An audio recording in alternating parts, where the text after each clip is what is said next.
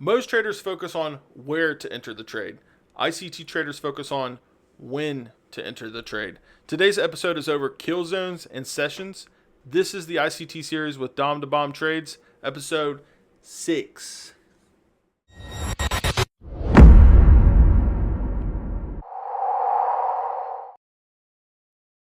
All right, guys, there's 4 major trading sessions. You have Sydney, London, Asia, and New York. Obviously, the top 3 are Asia, London, and New York. So why is it important to understand these sessions? Liquidity changes throughout the day. All day, it's changing constantly. Institutions become more active during certain hours of the day. So I can't just go pick up a trade at 12:30 and for my model to work through the full extent. It might, but it's going to be really slow. So when you understand session hours and kill zone times and all that, you'll notice when the volume's the highest. The more volume, the better your trade's going to work out. Sometimes even the faster your trade's going to work out. So let's get into the charts, and I'll kind of show you guys what I'm talking about. All right, so what are ICT kill zones? I actually have this chart for you guys. You have the Asia, the London, the New York AM, and then the New York PM. I'm going to give you guys a visual after this to kind of, go over times like this in front of you, but then also show you a chart of kind of how this lays out. So you start out with your Asia session, which is 12 a.m. to 8 a.m., okay? And this is your range building time. This is where Asia's kind of building its range out. It's a lower volatility. I see people trade this session, actually. It's just very slow and not a lot of fast moving, parts. Then you got your London session. Okay, this is a good session to trade, especially, okay, if you have a 9 to 5 and you're trying to juggle this and make this happen, but also trying to maintain your bills at the house and have a full-time job. So there is a 3 a.m. to an 11 a.m. Most people start trading at this 3 a.m. time frame. This is all Eastern Standard Time, okay? This is where liquidity is being grabbed. London session grabs Asia highs and lows, or New York sessions liquidity, but this is where a trend often begins at, and this is where you can start using what we talked about. So we grab liquidity, do a sweep, enter in on breaker structures, all that good stuff, guys. And then obviously this is the big dog, New York AM session, 8:30 to 3 p.m. The main market opens at 9:30. So you don't want to, trade that 8:30 to 9:30, because usually by the time the market opens at 9:30, it's just going to go down there and grab it again. There's times where sometimes I'll see just the perfect setup and I'll take it, maybe for a couple $100, but it doesn't move. It doesn't move very well. So this is the highest volume out of all the markets. Major reversals or major continuation moves. You're going to get the massive moves with the massive volume. And then you have your New York PM. I used to trade New York PM, but I'm just trading from 9 a.m. to maybe 11:30. There's times where the market goes to 12:30. I've noticed where you're seeing moves at 11:50, 12:30. Right now, that's not the thing. It's back to, it's normal times. People go to lunch, and the market's very, very slow at around 11:40, 11:50. The New York PM session, there's slower conditions. It's mostly profit taking, and range expansion is already complete. Now there's a power hour at 3 p.m. to 4 p.m. when the market closes, where you'll see massive moves at the end of the day. Maybe, contracts are ending, things like that. Session overlaps, these are high opportunities, 3 a.m. to 8 a.m. That's that Asia London, so 3 to like 5 a.m.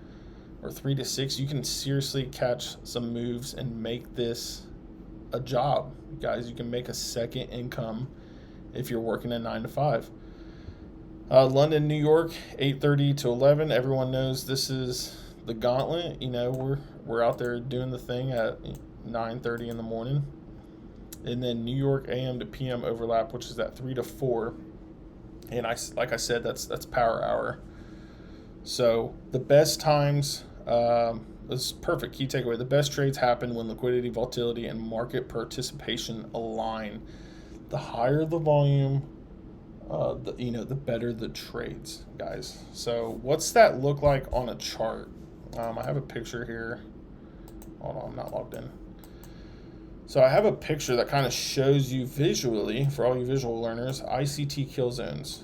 And you have that Asia session, London session, and New York session. Asia is range building. Okay, you're building a range. Oh, you can't even see that. That's not cool. Let me try a different color. You're building a range right here. And then London goes and grabs a liquidity of that range that Asia built. And then New York is set for major reversals. So you'll see that, you might see this manipulation and then accumulation and then distribution. So you have Asia range building, London liquidity grabs. This is a good time to trade. 3 a.m. to 5 a.m., 3 a.m. to 6 a.m. And then New York does the massive reversals. So you'll have those massive reversals. I know you guys like those drawings, but I'm not an artist. I'm a trader. So let me show you how I set these up. We'll go to, let's do MES. It's very important to get, TradingView and having that set up. Like I said multiple times, I have that link. I think first month's free right now, maybe even the second month. But they have these indicators. If you go right here and type in ICT Killzones plus pivots, click on that, it'll pop up right here. These are how I get my morning liquidities. So like today, New York, this is MNQ. I will go here, I'll do my Ray tool. This is going to get boring if you guys already know this, but I'm going to go over it. This is London low. I will click, hold shift to keep this line. If you don't hold shift, this line goes all over the place. So I'll show you what it's like if I don't hold shift. So it's really hard to kind of get it back in place, but if you hold shift, it'll snap it back in place. And then I'll change my London's lows to red, and then I'll hurry up. So London high to red, and then I'll do Asia lows, and then I'll do Asia high, and then I also do previous day low and previous day high. These are very important, guys. Previous day low, previous day high. And then those previous day lows and highs are usually black. And then my Asias, I keep them how they're color coded right there. So I'll put them blue and blue. And then I leave my Londons red. And then I actually mark these all caps, double click the end of it, previous day high. Okay. There's tons of ways to do this, guys. If you just play with the charts, see what works best for you. This is the less is better to me, is how I see it. So let's take that off, and you see how it looks cleaner. And then Asia high, I literally put AH. Asia low, I will put AL. You guys know the drill here. So London high, and we'll actually go over this today. I didn't trade NQ, I traded ES, London low. But let's see if we can put this full circle. So you had, we'll pull that back up actually. So you had Asia session, the blue, London session, the red. perfect example. I mean, where's that image at? It's that same image. You get this range building, okay? London grabs liquidity, grabbed it, and then New York has massive reversals. Woo! It's seriously picture perfect. Range building. London sweeps that liquidity, and then by the time New York comes, you see a massive reversal. Okay? So my thought process would be Asia in the morning at 9 a.m. when I'm looking at charts. Asia was building the range. London swept those. New York's greedy, if you can tell, because New York says, oh, we want this money too, guys. We don't want to leave this on the table. What are we doing? Let's go to get this before we, go back up. And that's exactly what it did this morning. So it grabbed this liquidity, and then you have let me remove these sessions real quick. So you have a 5-minute FEG right here, and then bam, this is your major reversal that we just talked about, targeting previous day highs and London highs. Wow, I'm having a stroke. So let's drop down to the 1 minute and see how that actually played out. You have your 5-minute IFVG.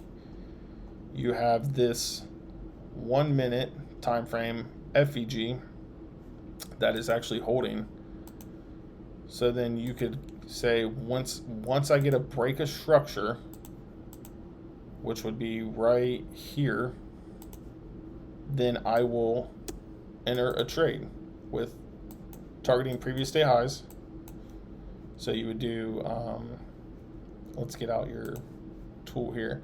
If you got in the trade right here, right, you do low, swing lows would be your stop loss, and then previous day high. So you're at a 1 to 1.26 ratio. Not the best, okay, but it works. It honestly works. If you want to cut that down a little bit, you could do this swing low and then bring this down. So previous day highs. It's let me bring that down. 1 to 1.5, a little bit better. So I actually got out at 9:59 because of we had PMI numbers today. But that's how I do my charting in the morning. Use that indicator. It already previously has it out. Label them, take the indicator off. Then you're left with bare bones. Very clean to see and how it's set up. So common mistakes. Let's go over that real quick. Trading all day. I'm going to be completely honest, okay? If it is 12 o'clock, I'm going to save you a lot of time if this is your first year trading. If you're trading from 9 a.m. to 12 p.m., you're going to save a ton of time, effort, money, mental clarity. If you just close the laptop at noon, there's nothing, you're not going to miss one single thing from noon to 2 o'clock, really. I don't trade after like 11:30. If it's no trade by 11:30, I'm kind of done. I'm not saying there isn't trades on the table. I will go back every so often and I will see a trade that happened at 12:30, but I already ate my lunch and left. You know what I mean? I ate my crumbs this morning. I'm not too worried about that. I had my W. Let's go on this chart and see where that's at actually. So you're at about, that's noon, right? So from here to, that's 1:30. Okay. So about 2 o'clock. Look at this, guys. Look at this. From noon to 2 o'clock, you're not missing anything. I mean, that is pennies. That's nothing. You're wasting your time. It'll help out a ton if you don't trade all day. Find your strong point, whether that's AM or London, find it. Just find where you fit in and just trade that only. It's the long term. We're not thinking short term here, guys. Forcing lunch trades. I am victim to that. So like I said, the sessions, some points through the year, the NASDAQ and ES will get this personality that, oh, we're going to make trades from 12 to 12:30. We're making big trades. And it does, for like a week or two, you start seeing trades at 12 and 12:30. And then my brain gets stuck that, that's going to continue. And then I have just 1 week where I'm kind of fuzzy and I'm like, why am I continuing to make these trades? It was just a little phase it was going through, a little emo phase that it had. And then I snapped back into it. So I've learned way too many times to just leave it alone. Chasing a move in the wrong kill zone. This is big. Asia, guys, Asia. Who wants to trade in this market right here? Tell me. Who would want to trade in Asia market right here? This looks miserable. You have no breakout. You're building a range. Lots of accumulation. Literally no structure at all. Super boring. And then you get sweeps and then continuations. This is the money right here. This is the money. So last thing I want to say is just let the market come to you. Okay, don't force this. Let the market come to you and keep it simple. You don't see a bunch of stuff on my charts. I have lines, okay, and boxes. This morning, I have these liquidity lines, and then I have 2 boxes.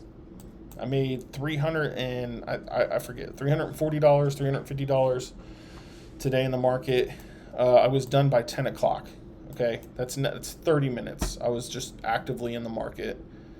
Obviously it takes a little bit more time. At 8:30, I think I was charting and relaxing, drinking some energy drinks or coffee, and then I'm in and out of the market by 10 o'clock, 9:30 to 10. I had the rest of the day to do whatever I needed to do. So let the market come to you. Find your zone. Find where you fit in. If you're working that 9 to 5, hit these London sessions. Grab these sweeps. I promise you will make money.